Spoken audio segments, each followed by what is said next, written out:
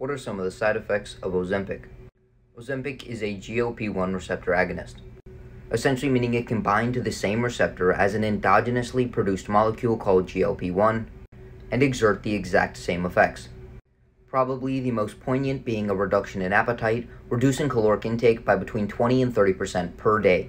One important thing is it does appear that Ozempic and other GLP-1 agonists increase the ratio of muscle to fat that is lost. For example, in these individuals who lost 38 pounds, 15 pounds of it was lean mass and 23 pounds of it was fat. This likely isn't a byproduct of GLP-1 itself, as in fact, GLP-1 actually appears to increase skeletal muscle remodeling and endurance after exercise.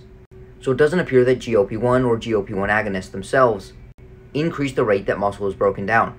It's more likely that this large caloric reduction is reducing one's protein intake, and because exercise is not necessary to be on one of these medications, a concomitant reduction in protein intake and inadequate exercise may put you at a greater risk of muscle loss.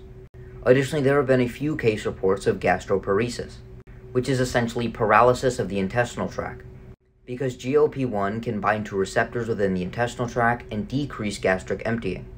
And this is one of the mechanisms by which we feel full, by having more volume sitting inside of our stomach.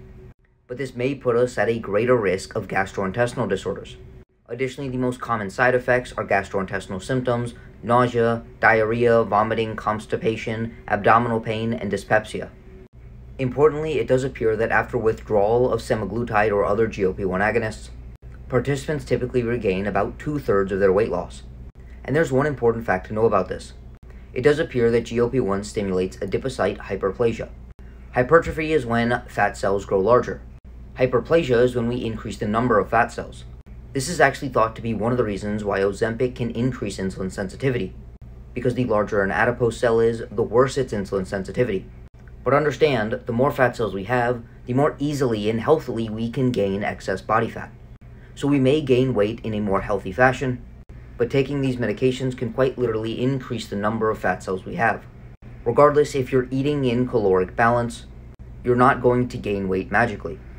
And because you actually have more fat cells, if you do gain weight, it may actually be in a healthier manner, because the larger a fat cell is, the more unhealthy it begins to get. But this is an interesting concept to keep in mind. And the last thing to be mindful of is the combination of GLP-1 agonists like Ozempic with other medications. Because of its effects on gastric emptying, it may decrease the absorption of other medications, and if you're combining Ozempic with other blood glucose lowering medications, you may put yourself at a greater risk of hypoglycemia. So the big takeaways are being mindful of your protein intake, trying to resistance train to retain as much muscle mass as possible, trying not to combine GLP-1 agonists with other medications, and be mindful if you have any gastrointestinal symptoms. And if you'd like an entire video dedicated to nutritional components that can increase your natural production of GLP-1, comment it down below.